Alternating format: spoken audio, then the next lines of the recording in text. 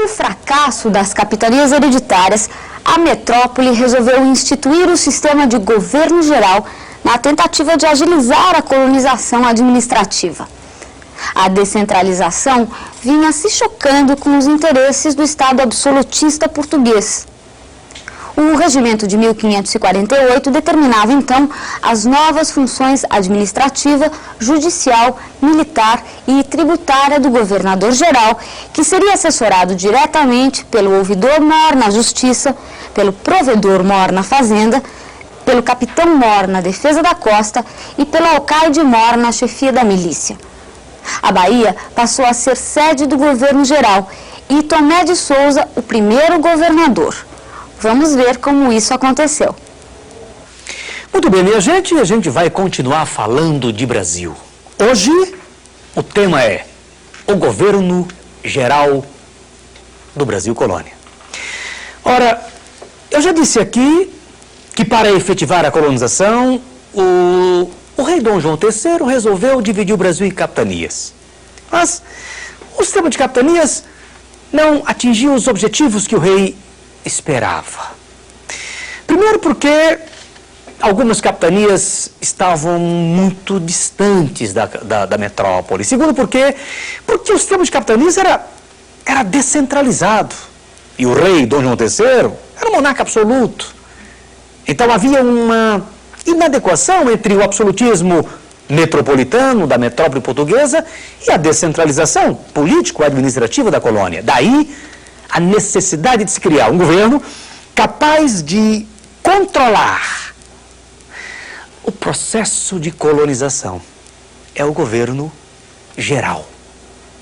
E o primeiro governador geral do Brasil foi Tomé de Souza, que eu quero que você conheça.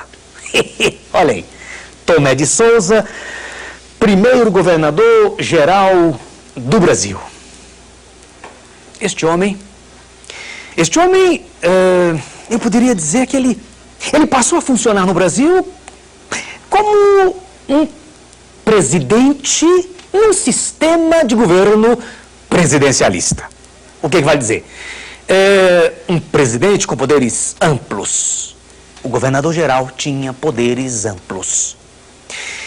E é claro que, como o governo-geral foi criado para iniciar a centralização, era necessário que a colônia tivesse um centro político-administrativo. E então, o nosso amigo Tomé de Souza inaugurou a primeira cidade do Brasil.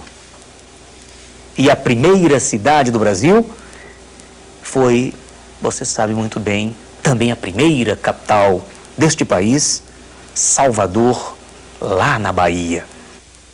Salvador, na Bahia, eu nunca vou esquecer, não vou esquecer jamais que o Tomé de Souza teve problemas com alguns donatários, principalmente com o donatário da capitania de Pernambuco, capitania muito próspera por conta do açúcar de cana. Mas, sem dúvida alguma, o Tomé de Souza trouxe consigo alguns elementos importantes para a administração colonial. O ouvidor-mor, o homem da justiça, o provedor da fazenda, o capitão-mor da costa, o homem da defesa. O substituto de Tomé de Souza, o segundo governador-geral do Brasil, foi Duarte da Costa. Este homem não foi um bom governador. Muita gente fala mal e fala muito mal do Duarte da Costa. Interessante é que, apesar de toda essa falação, eu me lembro que foi no governo de Duarte da Costa que os jesuítas Anchieta e Nóbrega, eles inauguraram, criaram, fundaram uma cidade importante. Pois é, eis o Anchieta. Anchieta, jesuíta, Anchieta, um homem que trabalhou muito por esse país no período colonial. Anchieta participou de forma ativa da colonização, fundando, como disse, a cidade de São Paulo de Piratininga.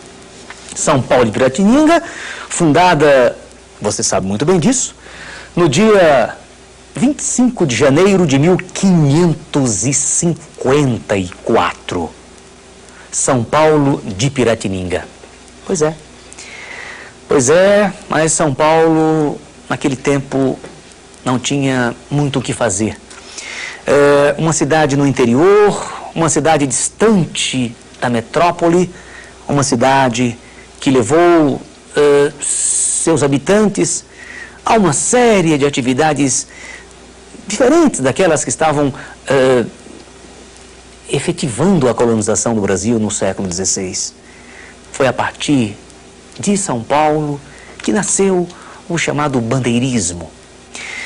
Mas é interessante lembrar que no mesmo governo de Duarte da Costa, onde São Paulo apareceu, os franceses, eles acabaram se instalando na Baía da Guanabara, lá no Rio de Janeiro. E acabaram fundando aí a primeira colônia francesa das Américas, a França Antártica. E é claro que foi justamente aí, no Rio de Janeiro, e eu quero que você conheça de perto exatamente o Villa-Gagnon, a fundação da França Antártica, os franceses que fundaram a primeira colônia francesa da América. Eu quero que você saiba que foi justamente por conta da criação dessa colônia francesa que os portugueses foram obrigados a fundar a cidade de São Sebastião do Rio de Janeiro. A cidade de São Sebastião do Rio de Janeiro, ela foi fundada exatamente como estratégia. Eu diria que foi uma fundação estratégica. Estratégica em que sentido? No sentido de que, para facilitar a luta contra os franceses, para facilitar a luta contra o invasor, era necessário articular de forma organizada essa luta. E para articular, eu me lembro que o sobrinho do governador na época, o governador Mendes Sá, seu sobrinho Estácio de Sá, fundou então o Rio. O Rio, fundado para facilitar e organizar a luta contra o invasor. Ainda no século XVI, começaram a surgir nas vilas do Brasil, nas cidades brasileiras, uma instituição que hoje é considerada uma das mais importantes do Brasil.